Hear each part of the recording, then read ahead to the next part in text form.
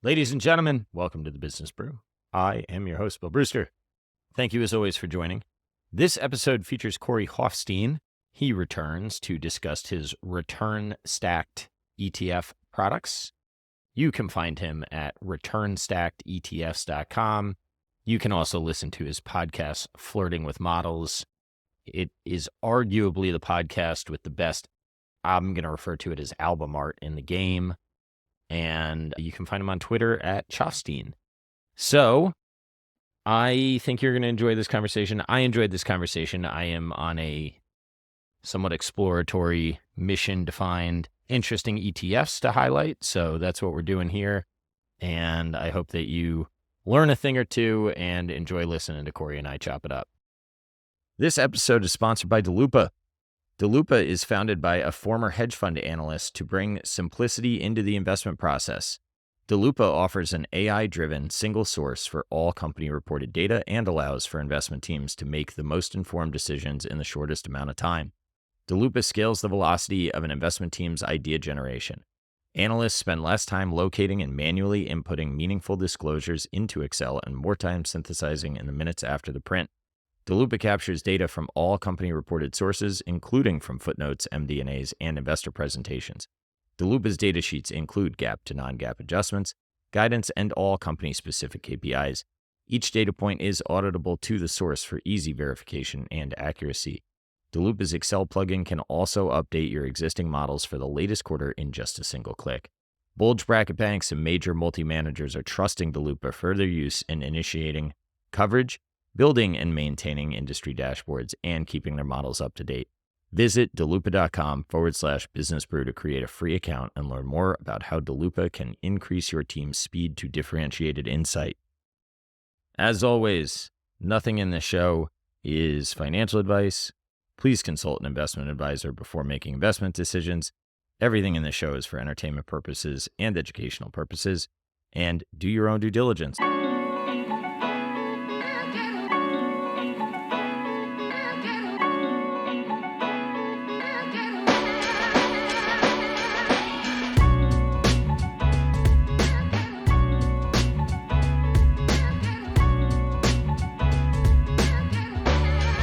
All right, ladies and gentlemen, Corey Hoffstein for a return episode to discuss return stacking. Double return. How about that? Yeah, returns on returns. Squared. We're stacking them. Well, thanks for having me on, buddy. Great to be back. You are welcome. I am happy to have you on. I pinged you because I know that you have come out with a couple of new products, and I am at a point in my life where I'm realizing the importance of tax efficiency and diversification, which perhaps is a little late to get to this game, but better late than never. And I wanted to have you on to talk. And I was listening before we just came on. I was listening to your appearance on Millennial Investing. I thought she did a very good job. Yeah, she was phenomenal. Very well researched. And I think what's always interesting about these investing concepts is when trying to think through who your audience is and communicate them at a level at which your audience can hopefully appreciate what you're saying. And I will admit out of the gate here, that is not my strong suit. Like, I sit in my nice ivory tower of academic quant research, and I spend most of my time talking to other quants. And every once in a while, someone will say, "Hey, will you have a conversation with so-and-so about this concept?" Absolutely not. I am not the right person. I am horrible. So hopefully I'll give you something good here in terms of trying to communicate these ideas. But yeah, I thought she did a phenomenal job. Yeah, well, I think I'm reasonably good at asking the, could you explain that to a 5-year-old question if we get there? So I'm not too worried about it. But, really, I don't want to cut you off, but really quickly. So in terms of explaining to a 5-year-old with the concept of return stacking, we've actually started using Legos. Oh, really? Like, visually, we use Legos to try to explain it. Like, very much as a 5-year-old. Huh. I like that. Hopefully the big ones. The small ones can cost a lot, and they're very hard to see at times. But we've got these big foam ones that we can stack together to show what all the stacking returns looks I like it. Well, do you want to give a little bit of background on sort of the premise of what it is that you're trying to accomplish here, and how people should think about what the words return stacking even means? Yeah, absolutely. So let me just start. Return stacking is a phrase that was originated by my colleague Rodrigo Gordillo at Resolve Asset Management. We co-authored a paper a few years ago, and that's where the phrase was born. It's really not a new concept to the industry, and I'll get into that in a second. I think probably the best lead into this conversation is explaining the problem we're trying to solve. Yeah. And then how return stacking tries to solve it. So, look, you've been in this industry for a long time. I've been in this industry for a long time. One of the things that maybe is surprising to some, but maybe not to most who are in the industry is like we generally agree on nothing in this industry. You can get two people who invest the same way and they will violently disagree on the details. This industry, as much as we hold it out as being a science, is very much an art. There's no fundamental truths to it. And so there's very little that as an industry we all agree on, with maybe the exception of diversification. That all else held equal, which is going to be doing a lot of heavy lifting in this statement, but all else held equal, more diversification is better than less diversification. And yet what we find when we look at most people's portfolios from sort of a top-down macro perspective is very little diversification. They typically just own stocks and bonds. And here in the US, those stocks tend to be very US dominant. And then even within there, often you see it's just a smattering of 10, 15, 20 stocks, all of a particular style. And I don't want people to get me wrong. Every portfolio should probably be built on a foundation of stocks and bonds, right? They are assets that have actual cash flows associated with them. There's strong reasons why you should have positive expected returns in stocks and bonds. They are tremendous foundations for any portfolio. But I think what 2022 laid bare is that they are not immune to becoming highly correlated in certain market environments that they become exposed to the same risks.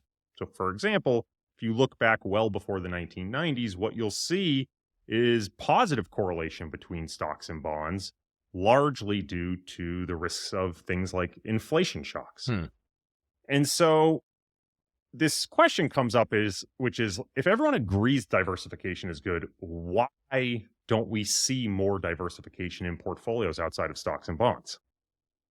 And it's my belief, and from my experience, that really this comes down to the fact that for most people, the way they have to introduce diversification into a portfolio, it's a process of addition through subtraction. What do I mean by that? Well, let's say your average investor, and this is sort of, average financial advisor, if they look at their average client portfolio, probably looks something like a 60-40, 60% stocks, 40% bonds. And let's say they want to add 20% of something else. Maybe it's commodities, maybe it's gold, maybe it's crypto, maybe it's some alternative investment strategy. They're gonna have to sell. For them to add that 20%, right, they got to sell. They got to sell stocks and bonds. All right, so what does that mean? It means you're selling something that is low cost, and the stock side, very tax efficient, very transparent to clients, and what clients anchor to, and have high confidence in that over the long run, you're going to have a positive expected return as long as you're well diversified enough. And you're swapping in something that tends to be higher cost, less tax efficient, less transparent to the client as to how the returns are going to manifest or why the returns are going to manifest. And you end up with this problem of also creating a hurdle rate that's implicitly higher. If I want to add gold, for example, to my portfolio, I need gold to outperform the things I sold, the stocks and bonds I sold, before it's additive to the portfolio in comparison to what I had before. And so this addition through subtraction problem in talking and dialoguing with a lot of advisors seems to be the reason why they're not adding alternatives or diversifiers to their portfolio. It's too much of a behavioral friction, and it's too much sort of a math friction for them to do it. And so when it comes to these alternatives, one of the things that we sort of say is, look, it's important that these alternatives and diversifiers have positive expected returns. We want them to be uncorrelated to stocks and bonds. But more than anything, we want investors to be able to hold on to them. Because it doesn't do us any good to sell the stocks and bonds, buy the uncorrelated investment, and then have have a bad experience and make it so that that portfolio isn't something that investors can stick with over the long run. They end up selling it right before they need it, or those diversifiers actually add value to the portfolio. And so what return stacking aims to do is say, well, let's not try to find the holy grail alternative that satisfies all these needs. Let's rethink portfolio construction from like a ground up first principles perspective. Like, can we build a portfolio a different way in which it allows us to retain the stocks and bonds and introduce these diversifiers as an overlay on top? So instead of, say, taking your 60-40 portfolio and making it a 50-30-20, 50% stocks, 30% stocks, 20% alternatives, can we keep it as a 60-40 and just add 20% alternatives on top? And that was the question. And the answer for us is this return stacking product suite and solution. And I'm happy to get into how the details work. But that was sort of the big fundamental problem we were trying to answer, was like, how do we get diversification, more structural diversification into a client's portfolio while recognizing all of these problems that most investors face when trying to introduce diversification? I liked what you said about, if you want to add gold, it's got to outperform in order to justify the decision. The other alternative is it can improve your drawdowns or, your Sharpe ratio or whatever, but it's a hard thing to go to a client and say, look, you made less, but your drawdown risk was lower, right? Like, that's not how people process the benefits of diversification. Well, you're spot on, because from a macro perspective, what we really care about is how does the portfolio behave, not how does that line item behave. And so it's actually true. You could have something that underperforms stocks and bonds that's still additive to the portfolio if it reduces portfolio volatility enough. Yeah. Because from a compound growth rate perspective, we care about that trade-off of expected return versus volatility. And so that's a great subtle nuance, again, something worth getting into the details on. But for the most part, you do tend to see most people look at this on a line item basis, which isn't the right way to look at it, but they do.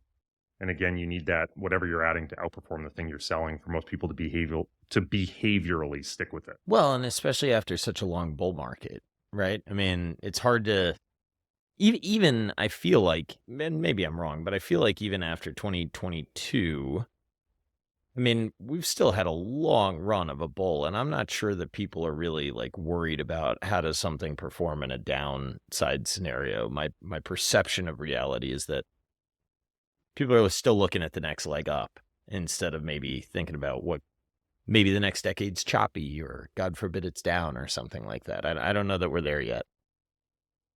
You're absolutely right. I mean, a U.S. stock bond portfolio in the 2010s had its highest realized Sharpe ratio, the highest risk-adjusted return for a decade ever on record.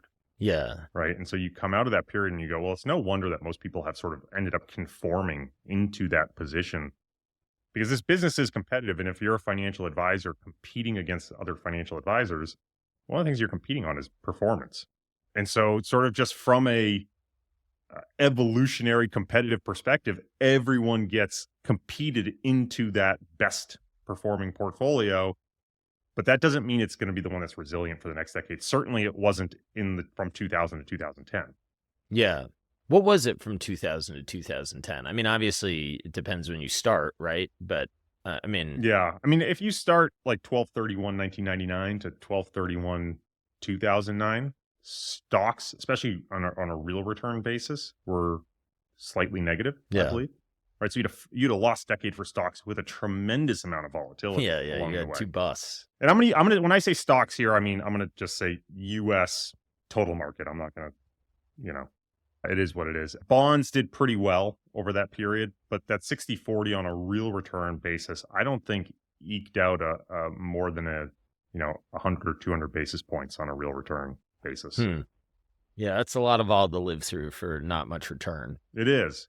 And that was a period, right, that commodities did very well, gold did very well, emerging markets did very well, alternative currencies did very well, active trading strategies like managed futures or long short equity did very well because they were able to take advantage of growth versus value or domestic versus international, all of which sort of led to a huge growth in diversifiers in investor portfolios that all got unwound in the 2010s because nothing beat just the passive US 64.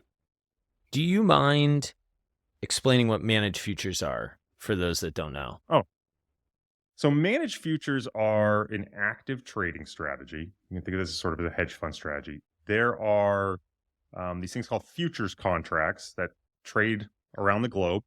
Futures contract gives you either the right to buy or sell an asset class at a future date for a specific price. And those asset classes are stocks, bonds, currencies, and commodities. So you've probably heard someone talk about the price of oil. Well, when they're talking about the price of oil, what they're typically talking about is actually what's the futures contract trade for, which is basically saying what are people agreeing to buy or sell oil at this certain date in the future. Usually it's about a month out. What a managed futures is really any strategy.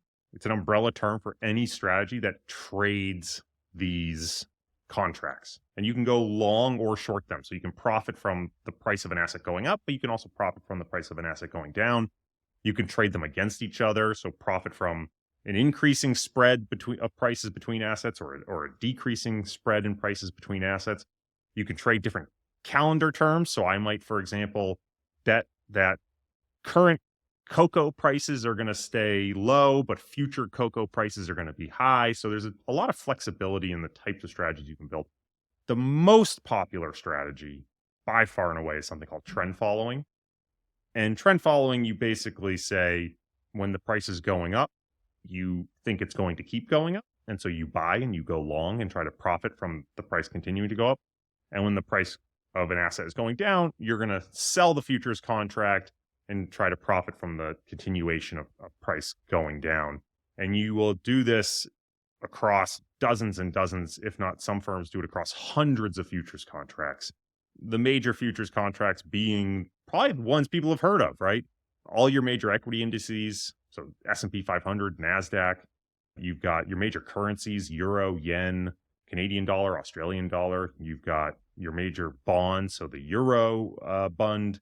You've got the UK gilt, you've got US treasuries, and then your commodities, right? You've got oil, you've got gold, but you can have really weird things too in these markets, like Chinese apples, French power, Mongolian interest rates. Like some of this stuff gets really fat-tailed to these really cool and unique markets. Yeah.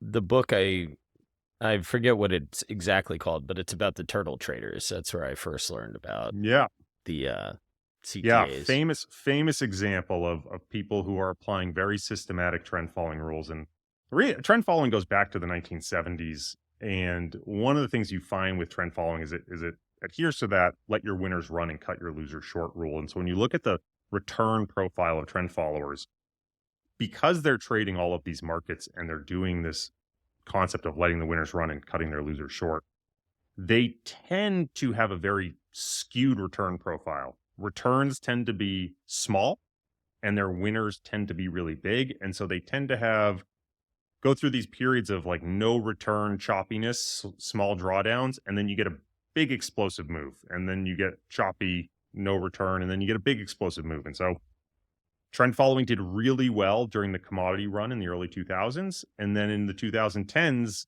really went sideways, nowhere. And then did incredibly well in 2022 when it was able to go long commodities. It was able to go long the dollar, short bonds. There was a whole bunch of macro trades that it was able to get its teeth into and hold the trends long. And so it's a great strategy, in my opinion, because it has historically been uncorrelated to stocks and bonds. It's historically created a positive excess return. It's historically done very well during equity drawdowns, historically done well during inflationary periods. But man, is it hard to hold on to because you can go 5, 6, 7, 8 years where it does nothing. And people are willing to do that for stocks. People are even seem to be willing to do that for bonds. I mean, bonds in real terms, depending on what tenor you're looking at, haven't gone anywhere in 5, 6, 7 years. But when you talk about an active trading strategy, when it goes nowhere for 5, 6, 7 years, people really start to ask questions about, is this thing fundamentally broken? I wonder if part of the reason is people understand fundamentally that cash is coming into bonds and stocks, and trend following can kind of feel a little bit, at least to me, like playing a video game a little bit more. Like you don't really care what you're trading. You're just trying to catch a trend. Has this all been arbed out or whatever? But that's exactly when it's about to work. I think that's spot on, right? The way I sort of think about the world is you have your asset classes that are true cash flow generating asset classes. And at the end of the day, so long as you're not buying at an absurd valuation, there is a true return source there, right?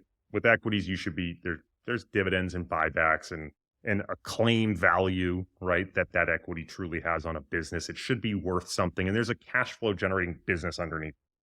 Same with bonds. There is some hopefully cash flow generating entity behind the bond, and you have the legal structure around it that provides you the cash flow. So those are like very real, tangible assets. Then you get into a world of like gold and commodities that some commodities have true production value. And you might argue there's a reason why if you buy a commodity, you can actually expect a positive return. Maybe it has what's called a convenience yield behind it. Like there's ways in which you can use it in a production that if there's a shortage, you can profit from it. And so, but it gets a little weirder, right? Because there's not immediate cash flow generated to it. And then you get into the world of trading strategies, right? And so managed futures is very clearly a trading strategy where you have to ask yourself, why do I expect this thing to generate positive returns? Yeah. Right?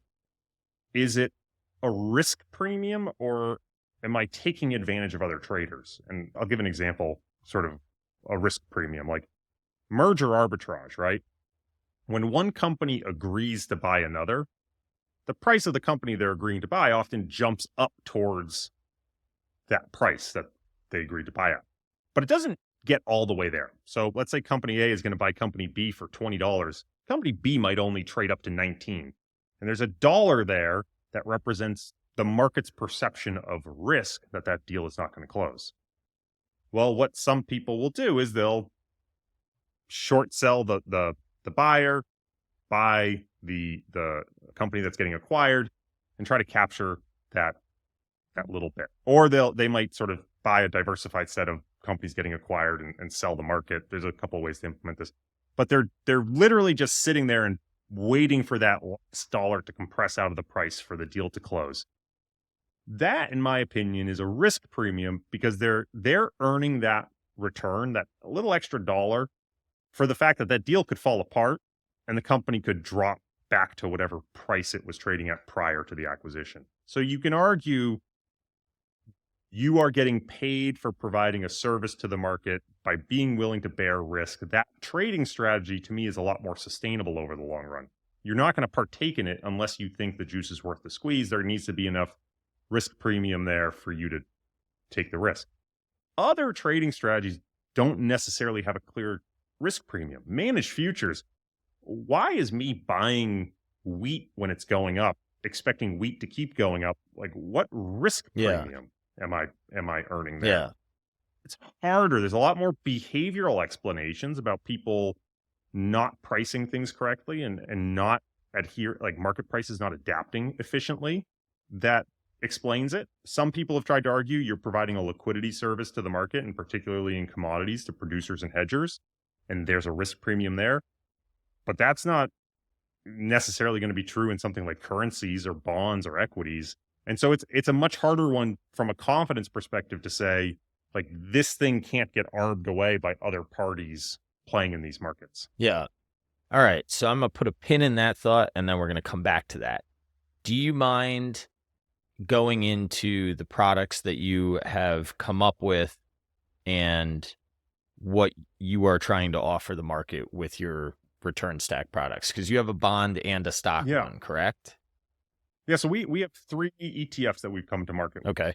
So I'm gonna start with the simplest one, if you'll allow me. Yeah, because I think that's the best way to start. Yeah. So I mentioned this idea. The whole goal of return stacking for us is to say, how do we get more diversification into an investor's portfolio? Recognizing that most investors we work with are constrained to just buying mutual funds, ETFs, and individual stocks and bonds. They're not buying derivatives. Well, the idea of the return stacking suite, and this is a suite of ETFs that we're bringing to market, is that for every dollar you invest, we're going to give you $1 of either core stocks and bonds, and then we're also going to give you $1 of another asset class or investment strategy. So, simplest example, our return stacked global stocks and bonds ETF, RSSB is the ticker. Every dollar you give us, we're trying to give you $1 of global stocks and $1 of US Treasury bond exposure. Why is that useful? Well, consider the case someone who is a 50-50 investor, 50% stocks, 50% bonds. Let's say they have $100. They've got $50 in stocks, $50 in bonds. What they could conceivably do is instead of having $50 in stocks and $50 in bonds, they could put $50 in our ETF. Now, because our ETF provides $1 of stocks and $1 of bonds for every dollar invested, that $50 in our ETF gives them $50 of stocks and $50 of bonds, but they're left now with $50 of cash that they haven't invested. And they're free to do whatever they want with that cash, right? If they take that cash and invest it in some other investment strategy or asset class, you would now effectively have a portfolio. Let's say it's commodities. You'd have a portfolio that's 50% stocks, 50% bonds, and 50% commodities. You could just leave it in cash, by the way. If you kept it left in T-bills, your return of that portfolio that's 50% our ETF plus 50% T-bills would be nearly identical to the return of 50% stocks and 50% bonds. That can be valuable to some people who just like having more cash sitting around. But the whole idea here is this is a play on what we call capital efficiency. Being able to get your core stocks and bonds exposure with fewer dollars invested to get the same exposure you had prior. And how is that accomplished? So that's where, right, people are going to go, well, if I only have $1, how am I getting more than $1 of exposure? And the answer is leverage. And in our case, we use in this product Treasury futures to get our $1 of exposure to treasuries. So when you invest with us, what it really looks like under the hood, if you were to peel back behind the scenes of the ETF, when you give us $1, we're going to put 90 cents in global stocks, and we're going to put 10 cents in cash, and we're going to use that 10 cents of cash to buy 10 cents of equity futures and $1 of bond futures. All right, now leverage isn't free, right? Leverage, all leverage really means, I know people are really afraid of the term leverage, and we can get into that. All leverage really means is you're borrowing money. So what the ETF is really doing through these derivatives is saying, I'm going to put $1, pretty much close to $1 to work in stocks, and then I'm going to borrow $1 to buy some bonds. Well, there's no way I'm borrowing for free, right? Whenever you borrow, it costs you something. And right, anyone who has a mortgage is borrowed, to buy their house. What happens with a mortgage is you have to pay interest payments. In a futures contract, you don't pay interest payments. It's just netted out of the return of the futures contract. Okay. So the return for a futures contract on something like treasuries is basically the return of the underlying bond minus your cost. Minus your cost. Now, the good news is these are some of the most competitive markets in the world. And I don't think maybe we can get into all the arbitrage mechanisms that make them so hyper competitive if you want to. But what's important here is if you look at the embedded financing cost that is in these treasury futures, it has historically been basically equivalent to the 3-month T-bill rate. So, okay, what that means is I'm able to effectively borrow money at the same rate the government does. The same 3-month rate the government is able to borrow money. I get to borrow money at that same rate. Right? So today that's somewhere around 4.5%. I would urge anyone to go find a way to borrow money at 4.5%. If you went and opened a margin account with your broker, it's going to be 12%. But what are the so like what are you buying? You're buying I know the treasury future, but what I'm asking is if the curve is inverted, are you upside down? I love I love that question. Love that question. Yes. So what we buy in this product is an equal allocation to 2, 5, 10, and long bond treasury futures. So a Okay. ladder, 25% each. And you were absolutely correct that if the yield curve is inverted, the implied yield you're earning in those longer dated bonds is less than the rate of finance you're paying. And a lot of people say, well, why in the world would I do this? Well, if rates go down and Well, long bonds go up, you could. yes, but I would also ask, why would you do that? Well, I would ask the same question: why are you bothering to hold long bonds in the first place? Like if the portfolio we started with was stocks and a basket of bonds, and I'm just replacing those bonds now with treasury futures, like why? Well, let me simplify this. Start with 50% stocks and 50% bonds. That bonds, before we even talk about doing anything with like capital efficiency, I could get rid of your bond portfolio and have it 100% cash, invest that cash in T-bills, and buy a ladder of treasury futures, and it would effectively give you the same return as the bonds. So what's important here is that you're getting, it's not so much like a question of the treasury futures are going to have a negative return. It's a question of, like, do you want that bond exposure in the first place? If you don't want it in a treasury futures contract, you probably shouldn't want it in a bond either. Yeah. So It's almost a market timing issue as to whether or not you want to get in and out of bonds. But once you've answered the question, do I want bond exposure? Then this is kind of the cost of 100%. And one of the things I would say to people is, right, bond, like it's to say you don't want 10-year treasuries today at the current yield is effectively to say the entire market has priced bonds incorrectly. Yeah. Right? Which is fine if you want to make that argument, but I think a lot of people look at this and say, well, why would you do this in this environment? Well, if you believe the market in US treasuries is fairly efficient, like the curve is correct. Whatever the curve is, like that's the compensation you're receiving. Who am I to say the curve is priced incorrectly or not? This is not meant to be an active strategy. This is just trying to give you passive bond exposure. And this is what the bond market has priced these things at. That's where the risk premia are playing out. That's how much people think they should be compensated for term risk. That's how much people think they should be compensated for inflation risk. It is what it is, right? And if you have a strong view, then yes, you should adjust your duration exposure. But if you don't have a strong view, then right, you just take the passive bond exposure as it is. Yeah, and I think to the point that you were making earlier, if you're going to have that strong view, you better have good reasons because it's a pretty competitive market to set those prices. Right. Exactly. So let me take this back, right? So in the ETF itself, you get $1 of stocks and $1 of bonds, and the return is going to look like $1 of stocks, $1 of bonds minus $1 of cash, where cash is going to be T-bills. That's sort of what the return of the ETF should look like. So if I take 50% of my money and I put it in that ETF, I get 50% stocks, 50% bonds, minus 50% cash. If I take the rest of my portfolio, 50% of it that I haven't invested in, I put it in cash, I get plus 50% cash. And the two cash terms cancel out, and I get 50% stocks plus 50% bonds. Now what happens if I take that 50% cash and I invest it somewhere? Let's say I invested in gold. Well, now I have 50% stocks plus 50% bonds plus 50% gold minus 50% cash financing. And so what really matters now is I've kept my 50-50 stock bond portfolio, but if I put that gold and minus financing costs, if I sort of think of those together, I basically said I've stacked the excess returns of gold on top of my portfolio.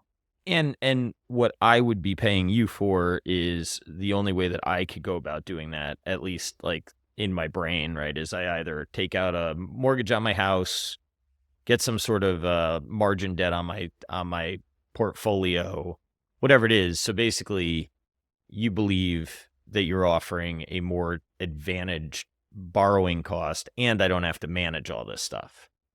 Exactly. So you could do it. You get margin on your portfolio. You could get some other form of line of credit, a HELOC, right? You get a mortgage and free up cash. Like there's all sorts of things you could do You could manage the derivatives yourself, but a lot of people aren't comfortable doing that, and they're going to be taking recourse risk, whereas when it's wrapped in a product, it's non-recourse to the end investor. What I think is really powerful here is the implied cost of borrowing is substantially lower than what most people can access. So let's say even before we invest anything, we just leave it in cash. When it's left in cash, you're effectively getting the same return as before.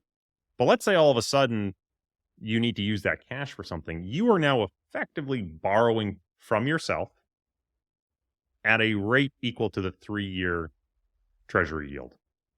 3 years, 3 months. That's a pretty 3 months. 3 months. Sorry, excuse me. 3 no months. worries. Thank you. 3 months. Right. That's a pretty good rate to borrow at. So you can do some advanced stuff here.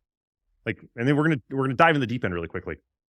If we're looking at mortgage rates and you're getting quoted for a mortgage at 8%, right? But you've got a big portfolio of stocks and bonds.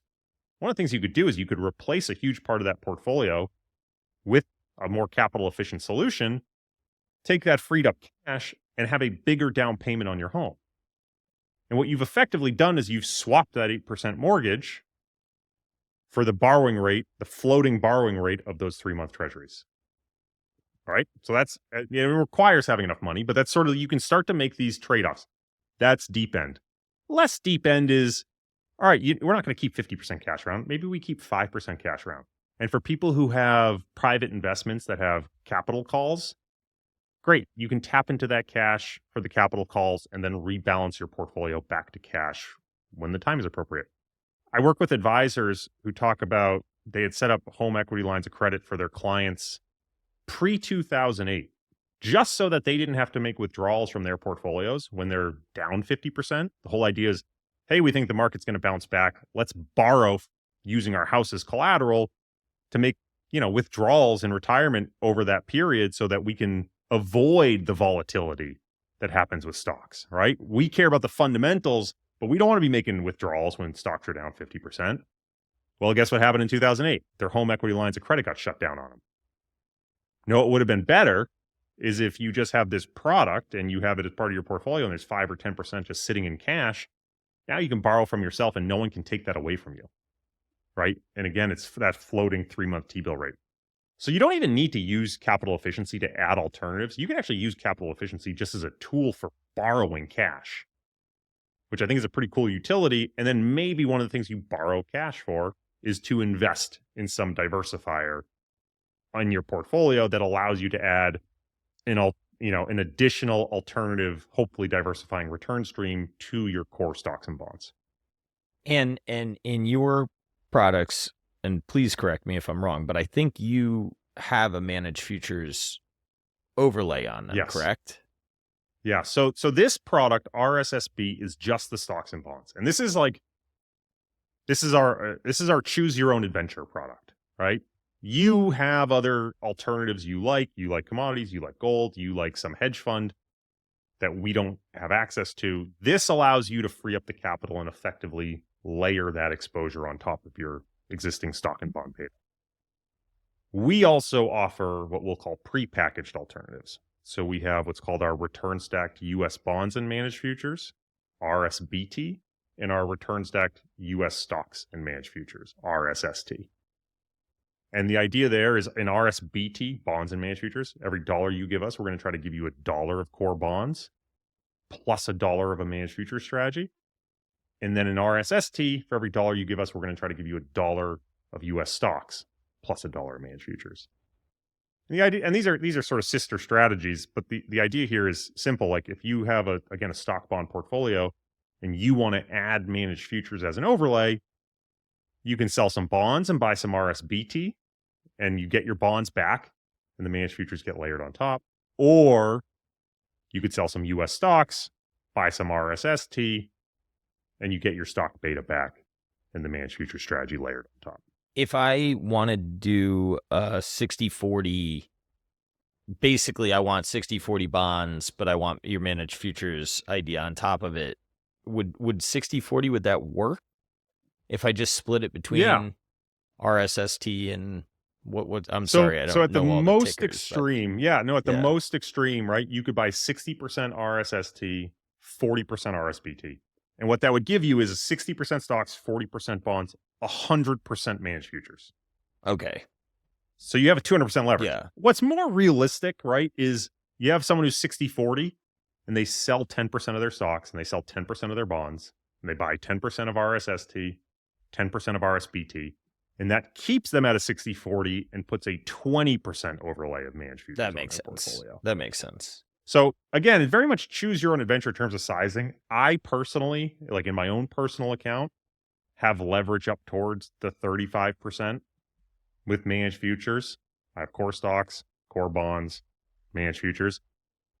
But like the amount of leverage, this is an interesting distinction point.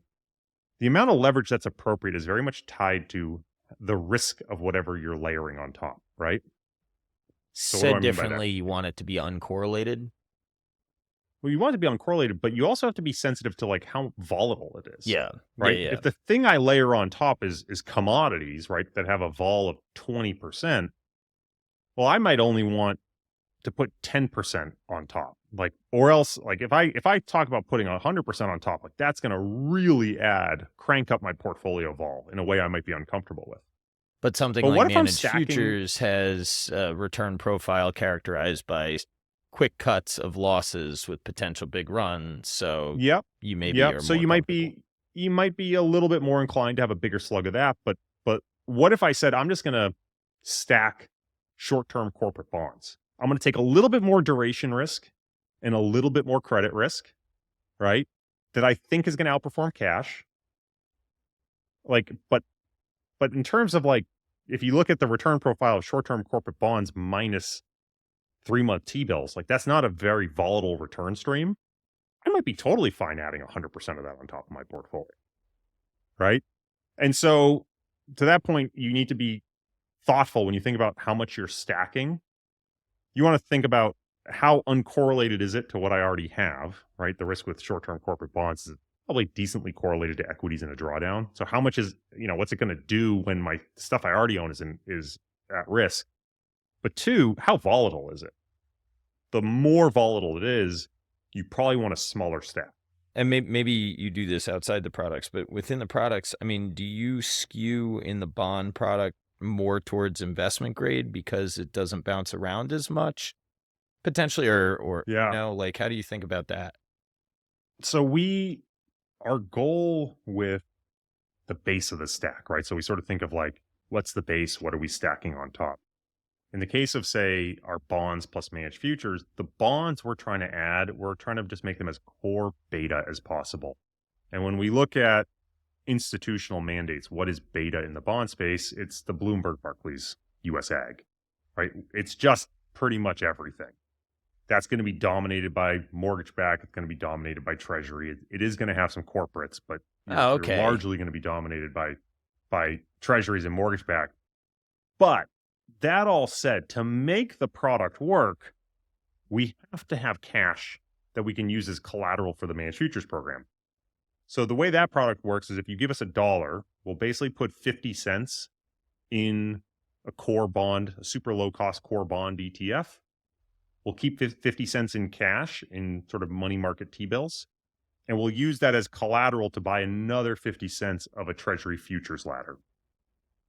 So if you put that together, you can sort of think of it as, all right, you've got 50% core bonds, which is going to be a mix of treasuries, mortgage-backed corporates, some other stuff as well, plus 50% treasury ladder.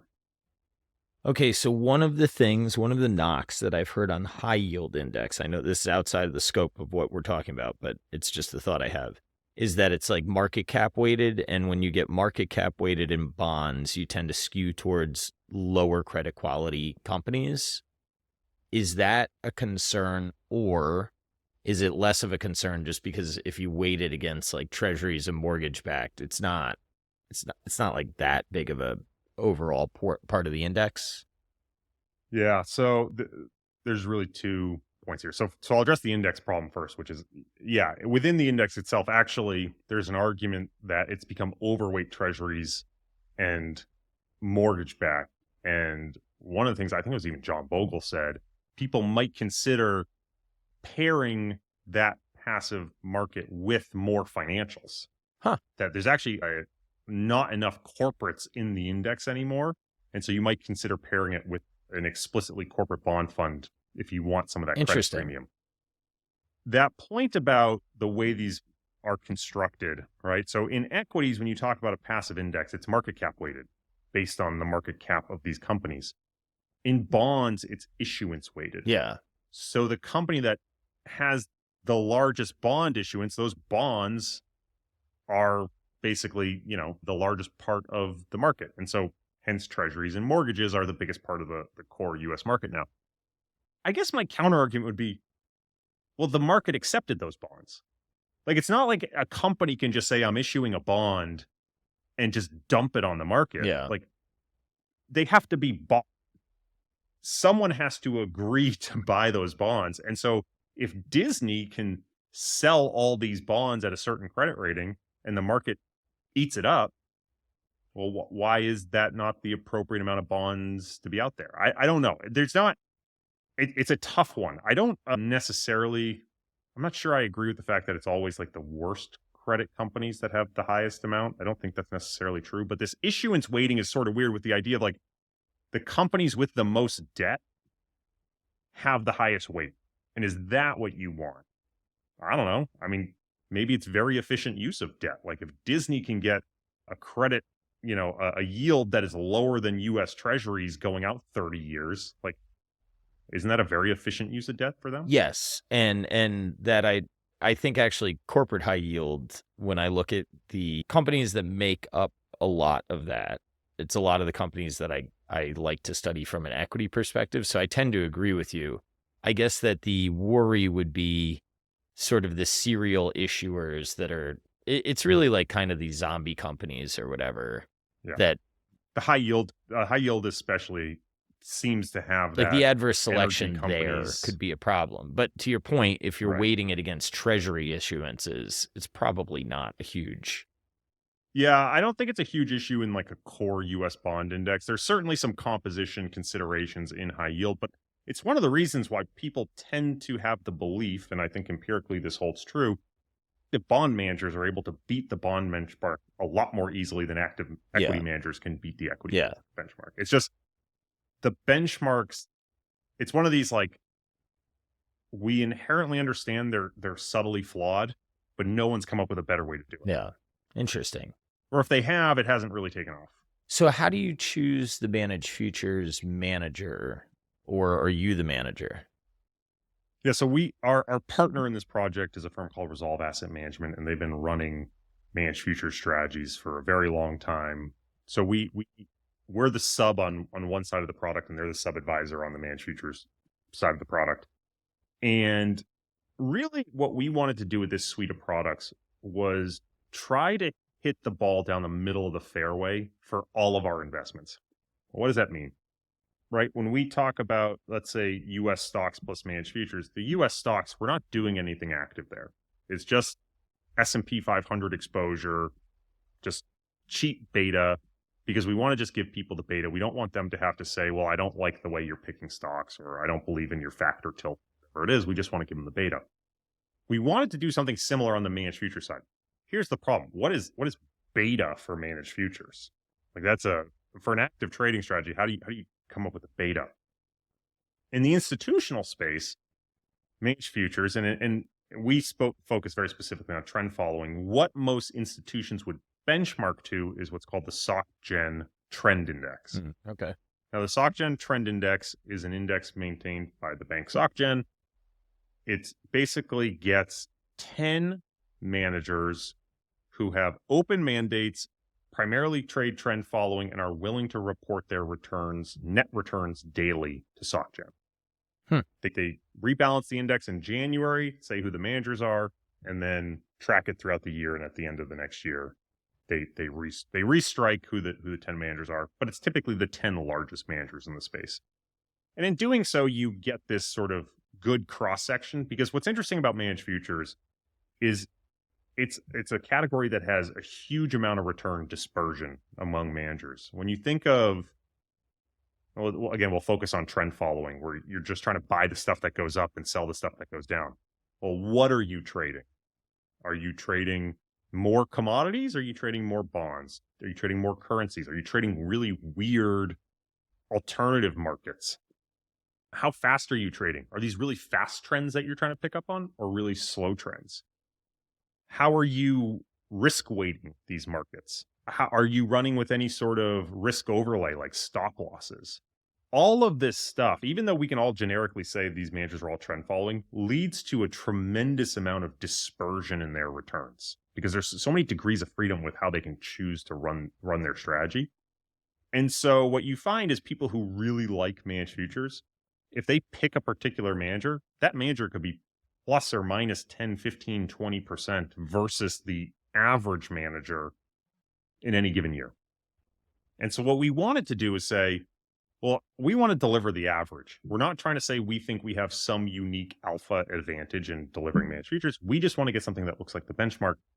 And so what we did is we built basically a replication-based model where we look at the returns of the SocGen Trend Index and we try to replicate it two different ways. But the ultimate goal is to create a return profile that looks as close to that average manager return as we can, so that we're neither too hot nor too cold. We're just trying to hit the ball down. I mean this in the highest possible way of the compliment. And I don't mean any of the negative connotation. You are a true financial engineer. Like, Well, you have I would take engineered a solution that I think is very interesting. And after following you for, I don't know, I mean, since like 2019, 2018, something like that, I think this is a cool evolution of, it sounds to me like a lot of like what you and Jason used to talk about on Pirates.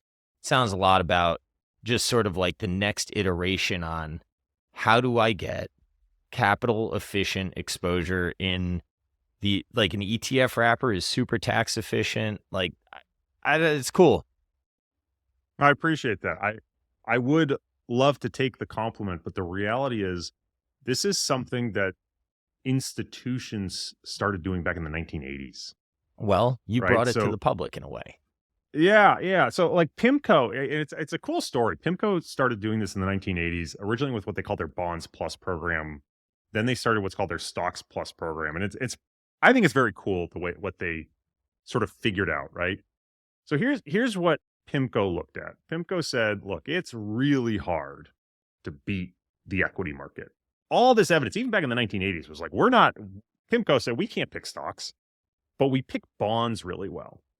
So if we know that we can get the exposure of the S&P 500 by just buying S&P 500 futures, and the return of S&P 500 futures is going to basically equal the return of the S&P 500 minus something that looks like 3-month T-bills. It's a little bit more expensive than that, but something that looks like that.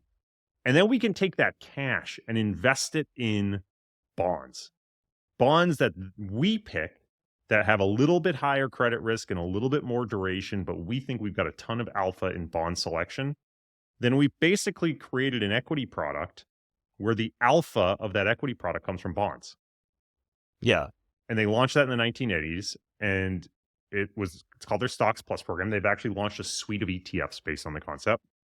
The problem for retail investors or advisors is it's incredibly tax inefficient to do it that way, because you're getting ordinary income from the bonds, and then S&P futures get taxed as 60-40 tax treatment and realized gain. So 60% long-term, 40% short-term. And you have to roll those futures every 3 months. So you're getting pretty much like the worst tax treatment possible. Even in their ETF. But for institutions, yeah, there's no circumventing that in the ETF if you do it that way, which is why we do it the other way. We hold stocks with bond futures, because the stocks we can try to hold long-term cap gains and defer and use the create redeem mechanism to manage taxes within the stocks. And then we hold treasury futures. Well, those treasury futures also get 60% long-term, 40% short-term, which arguably can be competitive, if not better than getting ordinary income from those bonds if you held the cash bonds. So actually, the way we've structured the ETF is the exact opposite way PIMCO did it, and we did that for tax reasons. Back really quick to PIMCO. So they launched this in the 1980s. It wasn't until the early 2000s that the concept took deeper hold in the investment industry under this idea called portable alpha. And that's where institutions everywhere went, oh, why are we trying to like beat the market by picking stocks? Let's just get S&P beta, and then we can take all the freed up capital and go invest in these really sexy hedge funds. And this is where, this is where the story gets ugly. All right. Because 2008 comes around. And we talked about it a little earlier, like people don't like leverage. It's because if you look at every major financial catastrophe in like the history of the world, leverage is at the scene of the crime. Problem is, leverage is never there alone. Leverage is always there with its co-conspirators, illiquidity, and concentration. Yeah. Right? Leverage in and of itself is just a tool. But when you take a concentrated position and lever it up, or you take an illiquid position and lever it up, that's when you get into real danger. So let's use an extreme example. I'm the Harvard endowment, and I've got all these stocks, and I'm like, man, my managers suck. None of them ever beat the market. But this hedge fund over here that's doing, I don't know, some really cool stuff in the mortgage market that I've never seen before, this really cool, credit derivative stuff, like, let's go invest with them. They seem like they've got alpha. So what we're going to do is we're going to get rid of all of our equity managers and if we have $100 invested with them, we're going to take 20 cents and put it in T-bills and use it as collateral to buy 100 cents of equities, either through futures or a bank swap. And then we're going to take that remaining 80 cents that we've now freed up and then go invest it in hedge funds. Well, what happens in 2008 when equities start to lose money? You've only got 20 cents collateral and equities had a 50-cent drawdown. So you're 5-to-1 levered. Doesn't take much of the equity market going down for all your collateral to disappear. No big deal. You just need to get some money back from the hedge funds. Yeah, right? Easier said than done. All right. And so all of a sudden the hedge funds go, well, problem. Everything we have is now totally illiquid and we're gating redemptions. Yeah. So you blow up on your equity position and you can't rebalance your portfolio and you're trapped in these illiquid investments. And so you have this leverage plus illiquid, investment blows up in everyone's face. And all of a sudden, portable alpha, everyone's like, this is a horrible idea. Why did we do this? Well, I don't think it's a horrible idea. I think the problem is you mixed leverage with illiquidity, which is a horrible idea. But if you can manage that liquidity risk, and there are some firms that have done it incredibly well, UPS's pension, Raytheon's pension, there are portable alpha programs out there that have tremendous track records of doing this very well. I think shown to be more effective than trying to find alpha in traditional sources, again, like trying to pick stocks better. What we're trying to do in wrapping it up in an ETF is say, we're trying to find that capital efficiency in only liquid pairings. So if we do $1 of stocks plus $1 of managed futures, the managed futures we trade in are some of the most liquid futures markets in the world. If you said, Corey, I need 100% of my money sold today, great, it's out. Like these are not illiquid investments. These aren't things that get locked up. This isn't timber or something like that. We're talking about trading oil. We're talking about trading gold. Like these are highly liquid futures markets. And so there's no mismatch of liquidity risk. Anything keep you up at night about this? I mean, you're levered, right? So yeah, you got a kid. You're not some, young buck that's out here trying to swing. You got responsibilities. Like, where do you think it could go wrong? Yeah, so the answer is always, in my opinion, correlation risk, right? So I'm not concerned, and again, maybe I'm blind and biased because I build and run the products, but I'm not concerned about like them blowing up internally, right? This isn't like a 3 times levered S&P product or something like that. Like this is, I'm taking, 2 things that are hopefully uncorrelated and that are highly liquid that I can rebalance back to 50-50 every single day. There's not a big issue of like the levered product blowing up itself. What concerns me then is using it as a building block in a portfolio and saying, okay, I own stocks, bonds, and managed futures are the 3 major things I invest in. And I'm 135, 140% levered. Well, what happens if they all behave the same? Yeah. Well, we saw stocks and bonds behave the same in 2022. Good thing managed futures did the exact opposite. They were up 25, 30%, depending on who you invested in.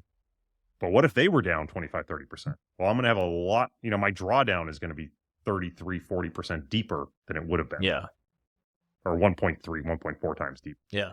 So That's what makes me nervous, is going, whatever I'm stacking on top, if that's enters an environment where its drawdown is correlated to the drawdowns of the classic asset classes, yeah, I'm going to be in trouble. So then do you have like a little tail risk on the side, like that you like 1 or 2% that you do, or?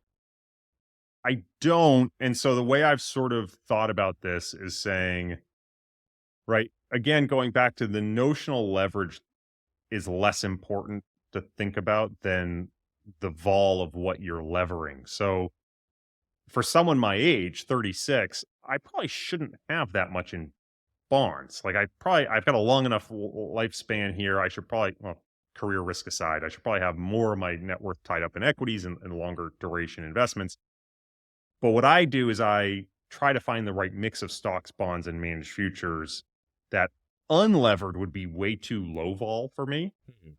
And then I try to lever that up to something that's like the risk of equities. But I think because of the diversification will, in the long run, beat equities. Now, I need to be thoughtful here about the tax consequences, because I am going to get taxed on my managed futures. I'm going to get taxed on my bonds, versus all equities would be much more tax efficient. But even post-tax, I think there's a significant enough advantage in that diversification and those return streams that if I build a more diversified portfolio and lever it up to the same risk profile as equities, my expected drawdown is probably about the same as if I was just 100% equities, but I think my expected return is higher. Hmm. So I'm just, in many ways, I'm trying to use leverage to unlock the benefits of diversification, because many times when you try to add diversifiers into your portfolio, you just keep decreasing your portfolio volatility. But in doing so, you're decreasing the expected return. Yeah, it's not a free lunch. You're just borrowing to re-up your lunch, for lack of a better term. Exactly. Exactly. Hmm. I don't know. It's smart, man. At least it sounds smart to me. I appreciate it. Let me throw the other side of this. There's a lot of dumb things you could do here, right?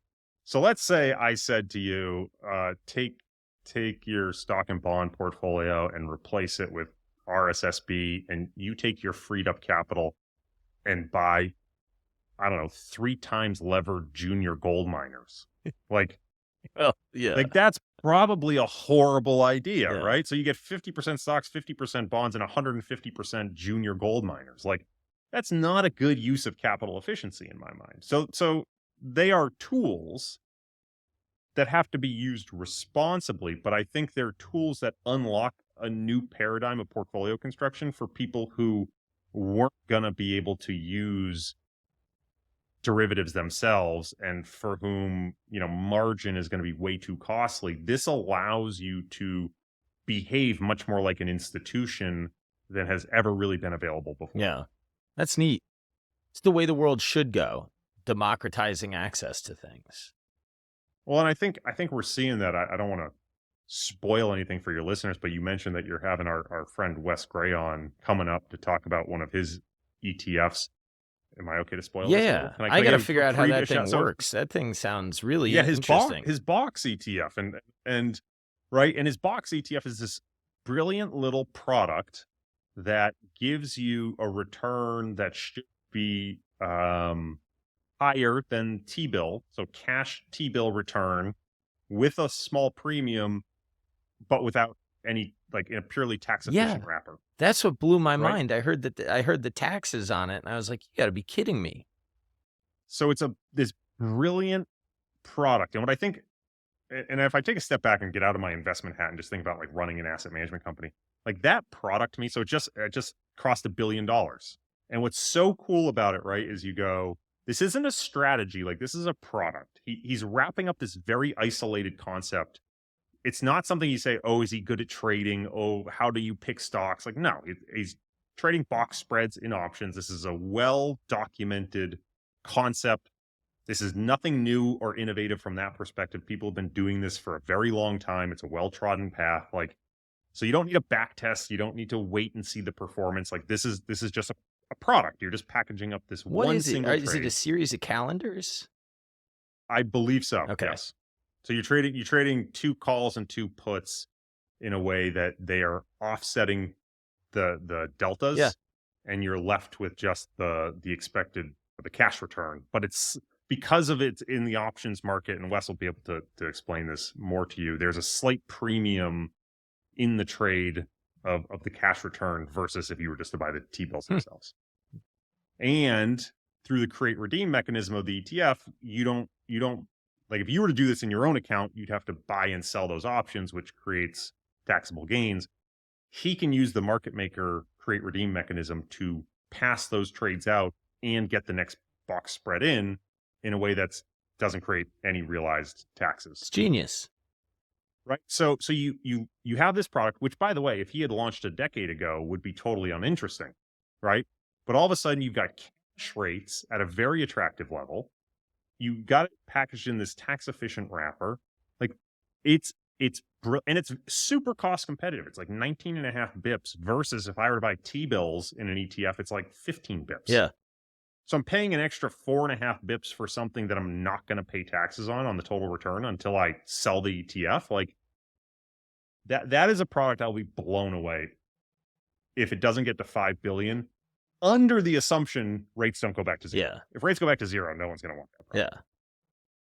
But it's just, I love it because, again, it's a tool. It's not, Wes offers other strategies where he says, look, this is the way I think you should pick stocks. And I'm sure you and him could go all day about value investing. Yeah. But that's not this, right? This is just, hey, this is a tool. Yeah. Well, that's what I think is so interesting is there are, I mean, I think your products are interesting. I think I just, as I was telling you before we cut on the show, I want to take the show down this route, and I want to look into interesting products and interesting strategies that I or others don't know about, because there's only so much with stock picking. And frankly, man, for me, I'm just running my own capital. The juice isn't worth the squeeze. Like, I would need to outperform by so much to justify the additional time that I'd rather avoid taxes and I still want to buy businesses that interest me, and it gives me an interest in the world. So I don't want to go away from it completely, but I do not want to dedicate my life to just picking stocks and have everything wrapped up in that. Yeah. It's a hard game, right? I mean, people spend their entire day, year trying to pick stocks, and the hit rate is low unless, maybe you can fish in certain ponds or have a certain edge, but man, is it tough. I've largely come to the conclusion for my own personal portfolio. Like, the reason I wanted to launch these products, we were talking, you and I, before we started recording, we were talking about, I had a kid a year ago. One of the things that happened for me when I was thinking about having a kid is like, well, what happens if I get hit by a bus? And one of the things I just wanted to bring into the world was like, I want the return stack suite, someone to be able, like the Bogle 3 fund portfolio. Yeah. Like, I want someone to be able to just run a Bogle 3 fund portfolio concept with the return stack suite and be able to have a levered portfolio of stocks, bonds, and their alternative choice. And if I can just have my entire portfolio collapse into 3 ETFs of stocks, bonds, and managed futures, and I get hit by a bus, and it's a well-diversified portfolio that I have to say to my wife, just rebalance once a year, and you should be good. I can sleep very well with that, right? And go, okay, maybe I'm not going to outperform stocks because I'm not picking stocks. Maybe I'm not going to outperform bonds because I'm not picking bonds, but I think I'm going to outperform over the long run because I have a high degree of faith in managed futures as being an additive diversifying return stream. I just think it's a better way to build a portfolio, and I'm going to keep it simple. Like, to me, that's really what I wanted to sort of breathe into the world from a legacy perspective. Now, hopefully, I've got many more years I'd rather to create a legacy, but it was something that like had never crossed my mind in earlier in my career, pre-kids. Yeah, man. I couldn't agree more. And I think that, one of the things I've been talking to my buddy Alex, The Science of Hitting, and he went through the art of execution. One of the things that the guy says in that book is that a lot of stock managers that have done really well have big winners. Well, like, if I get hit by a bus and I have a huge winner, now my family just inherited like this massively concentrated position. That doesn't really help them that much. Right. I mean, like, unless you know what to do with it, you're just kind of looking at this being like, I hope that business doesn't fall apart. and you don't know what to look for. Yeah, Like, I mean, I can write it down, but like, it's not the same. absolutely. There and my wife, as brilliant as she is, doesn't have an interest in this stuff. So I constantly think about this as like, how can I bring products to market that I personally want to use to wrap my entire eventually, hopefully, my entire net worth gets wrapped into 3, 4, 5 ETFs that are the return stack suite, and just makes, and that's it. And then I'll that is my boglehead solution. It's just that I don't believe, you should be pure passive stocks and bonds. I think there are alternative diversifiers that should be incorporated to make a portfolio more robust and enhance returns over the long run. And so that's all I'm trying to do. Yeah. Well, I like it. I'll tell you what else I like. I like your album art on your podcast, and I think that return stacked thing, that whatever the logo, that is dope. I may need to get some of that swag.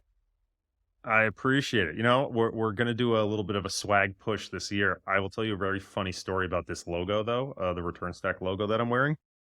Probably, I don't know, 6 or 8 months after we struck this logo, and we had an in-house designer design it, and we sort of went Somebody back and told you forth on they about have it? 50. I'm not joking. It is almost identical to another firm's Huh. logo. And I was like, you got to be kidding me. Like, for us, it's like there's an You R, got a there's an stack, S, and it there's looks like an S. stacking going Yes, it on. makes all the sense. They have almost this identical logo without the R. And I was like it there's no way to explain it other than it's a very generic concept. It's like things stacked on each other.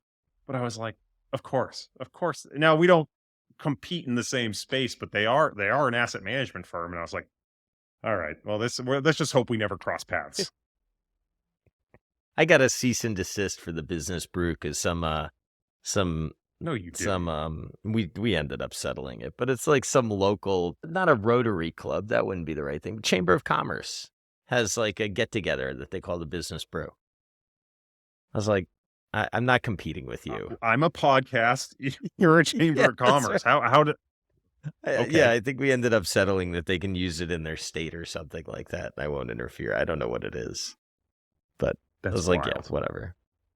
Well, That's coincidence. wild. I think that's dope. I haven't man. had It's that the issue R with and the flirting S with and the models stacks. yet. It makes perfect Yeah. sense. Well, I'm glad you recognize it. Yeah, when we do a little bit of a swag push, hats, vests, shirts, we'll get your size. Yeah, that's one that if people were like, "What is that?" I'd be like, "It's an R and an S. It's a return stack, man. Like, obviously, how can you even ask?" All right, man. Well, what did we not cover? I feel like that was a good conversation. Well, it's always a great conversation with you, but I appreciate I that. think What's going on with Pirates? Is Pirates dead forever? that's a good question. So my Jason, my colleague Jason, who I was doing Pirates with, we did it for a couple of years, and what's funny is we did multiple iterations. Like, it started during COVID. Can I say COVID? Yeah. Will this now get canceled on YouTube? No, I don't think so. It started. There's no monetization anyway. Yeah, right. It started during COVID, and we just had so much time, extra time, that like we could do this what we wanted to do was like try to do some finance stuff that was entertaining. So if you go back to our very old videos, it was like we spent a week, there was production. Yeah, it was awesome. There was like and it was a lot of fun. And then as the world picked back up again, both he and I were like, totally unsustainable for us to do this anymore. Too much planning. And it was just like, we weren't even making money from it. It was just us having fun, and wanted to explore YouTube as like just a medium for expression. So then we started doing more of an interview style, or we hooked up with Blockworks, and that format sort of worked, but I don't think Blockworks was really our audience. They're looking for more macro and crypto. Yeah. And I think the reality is, like, I think about high level portfolio concepts, and Jason thinks about high level portfolio concepts.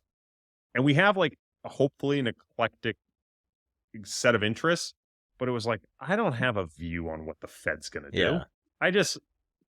I don't even think the Fed knows what the Fed is going to do. Like, so it was really hard to like click with that audience. So then we went independent again, and we did probably another year. Jason went to Europe, and so we took some time off, and he came back from Europe and was like, man, maybe we're not doing this anymore. And I was like, all right, if you feel like you want to. Yeah. The reality is, I'm very happy to say we got really passionate, good feedback from it. Like people said to us, "Hey, it really feels like two guys in the industry just chopping it up, having a beer together," and that's what we wanted it to be. The problem is, it doesn't really help us from a business perspective. Yeah. Like, not that everything has to be purely for business, but at a certain point, we just said this actually might be a risk from a business perspective. Like, God forbid we say something stupid, which you host enough podcasts and you talk enough, I'm sure you're going to say something stupid eventually. We don't need to get canceled over something that we're just doing for fun. And unless we really feel like there's a direction to what we're doing, let's hit pause. And if we feel compelled to do it again in the future, we'll do it again in the Yeah, future. that makes sense. Well, you've got the feed, I assume, and you can throw out an episode here and there if you want to. Yeah, exactly. We talked about doing like a holiday special, but that clearly never happened. So Do you still have a crypto everyone, horse? I don't. I got rid of my crypto How'd that horse. go? I do still. I definitely lost money on my crypto Oh, it's horse. better than a real horse, I promise that. Yeah. I mean, I bought for an episode. And I think I gave it away to a viewer as as part of a contest, Oh, which I'm nice. sure broke some law somewhere. But yeah, crypto was a wild ride there. Less interesting today, though. Less interesting in the last 2 years. Getting interesting again. But yeah, not as that was like a really, again, that whole COVID period was just rife with like really interesting topics to talk about. I feel like things slowed down as they should, over the last year. Yeah, there was probably a little too much to talk about back then. There's a lot of chaos going on. Yeah.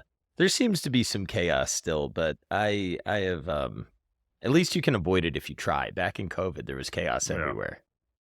Did you ever get involved in the crypto game? I did not. I still No. want to buy at some point. I will buy a Bored Ape. I'm just not sure when.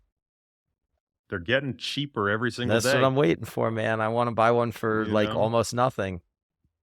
That's it. It seems like it will get. Well, I say that it seems like it'll get there. I think they're still close to like $50,000. Yeah. So they're way cheaper than they used to be. They're still absurd. I was thinking like $10. You might as well throw that bid out there. You never Yeah, know. just see if it hits.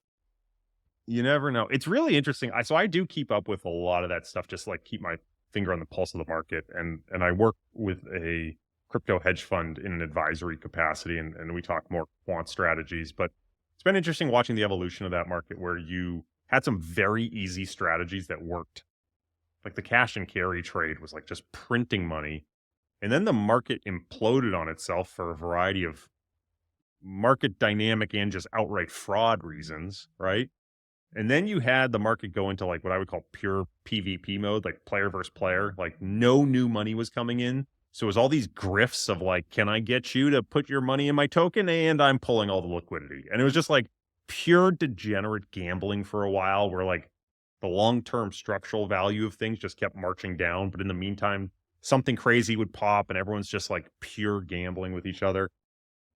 A ton of firms that had entered the space, like traditional finance firms, started to exit because there was just it became too competitive. There wasn't any easy money anymore. It does seem like in the last, call it 6 to 12 months, we're starting to see a bit of a reversal of like, oh, fresh money is coming back in. And there are potentially some interesting real world applications of some things, but we just got Bitcoin turned into an ETF Yeah. or ETFified. So we're starting to see some interesting readoption, but it'll be interesting to see how like the space emerges from all of this. Like those crazy like overinvestment, underinvestment, overinvestment cycles leads to interesting behavior among the participants. I thought that the Bored Ape thing, at least my perception of it, I thought it was interesting how it married like online and offline. And, to the extent the metaverse becomes something, which I think still may be, but I think the time horizon is just like way out there and people wanted to act like it was tomorrow. I think there's a lot of, I still am intrigued by how it all develops. I'll say it that way. I think the prices got stupid. I think that it was futuristic. I mean, all that I think is objectively true, but I don't think it was necessarily totally dumb or misguided. I think for people who are digital native, right, or people who maybe came up in a younger generation where they spend a lot more time online, particularly if you spent any time in video games, like digital items have a true value, even if they don't exist in the real world. And so I sort of saw Bored Apes in the same capacity of it was a club where it seemed to get really financialized as clearly the momentum. You can't short this stuff. And when you look at the history of financial assets, things that can't be shorted end up with very bubble-like behavior, or risks very bubble-like behavior. Like you need shorts to bring symmetry to the Yeah, market. that makes sense. Not only from suppressing upside price, but also they're natural buyers when the market falls apart. And so shorters are a really important part of market structure, and why whenever you see a market like ban shorting, it's a very bad sign in my opinion. Shorting is a hugely critical part of the market.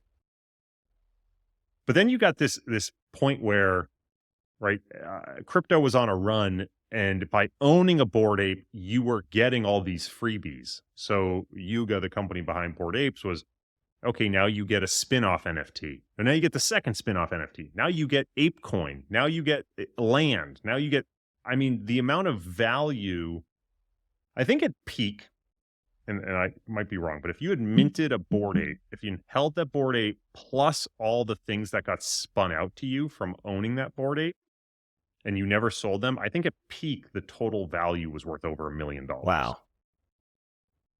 So it sort of became this, like, I don't want to say always like a greater fool theory, but it's like, well, if I know Yuga has all this money and they're going to try to deliver value, and part of the game is just like keep kicking us things that have maybe perceived financial value, and I can sort of print that as a pseudo dividend, like that's actually arguably the present value of this asset isn't totally wrong. It's just everyone has to believe in the future stuff coming. Yeah. And so when the space fell apart, that perception kind of fell apart.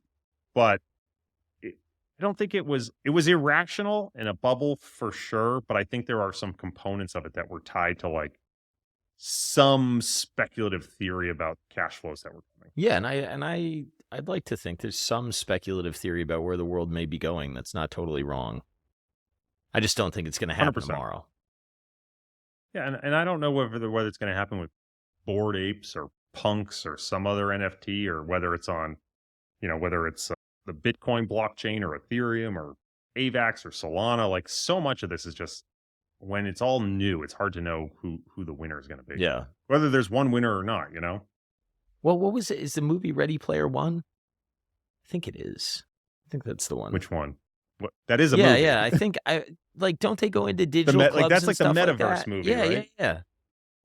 Yeah. It's not an impossible thing for me to fathom down the road. Hey, look, Apple's got their goggles now. Yeah. You've got Facebook's got their Oculus or whatever it's called, and I am sure that our children will have those things strapped to their faces and walking around a metaverse, and they're going to have some avatar. And whenever there's avatars, I'm sure there's a way to buy a better avatar. Dude, we've been rewarding my kid for A's on tests. First of all, I didn't realize how many tests there were. I think I'm going to modify this to grades. But with Robux, and finally I was driving in the car and I was like, you're not getting Robux anymore. I was like, if it was $9 or $9.99. I mean, I give him $10, but $9.99. I was like, I'll put $5 in the bank for you, or we can invest $5 for you, and then you can spend $5 on Robux, but you're not. I don't think I'm incentivizing the right long-term behavior by giving you this many Robux to just spend. And to his credit, Right. He understood. Now imagine if so you can buy the Robux, but you can't take the Robux and turn them back into cash, can you? I don't believe so. If you could, you'd have a massive VIG. Yeah. So I'm just saying, like, you're going to, like, this digital economy thing, right? You're going to have people, this happened in the Philippines during COVID, where people started playing these digital games. I think it was Axie Infinity, and earning crypto and then turning that crypto into dollars. And they were earning more doing that than they were having local jobs. Yeah. That's crazy. Here's a crazy story for you. All right. So I know this podcast is going long, but there was a time. So there's a game called RuneScape, which is still wildly popular, but started in like 2001, back when I was a young teen and played the game. And there was a time when there were all these players that came online, and none of them spoke English. If you tried to talk to them, they wouldn't speak. They weren't bots, but they were players and no one could figure out where they were from. And they spent all their time like mining ore and doing these things in game to create items. And there was a black market where those items could be sold for US dollars. And they were a huge part of the game. Then all of a sudden there was a blackout in Venezuela. And all of those players disappeared. Well, it turns out what happened was there was such bad inflation risk in their local economy that these people were spending their time in a virtual economy to earn virtual currency because that virtual currency had less inflation to the dollar than their own currency. Wow.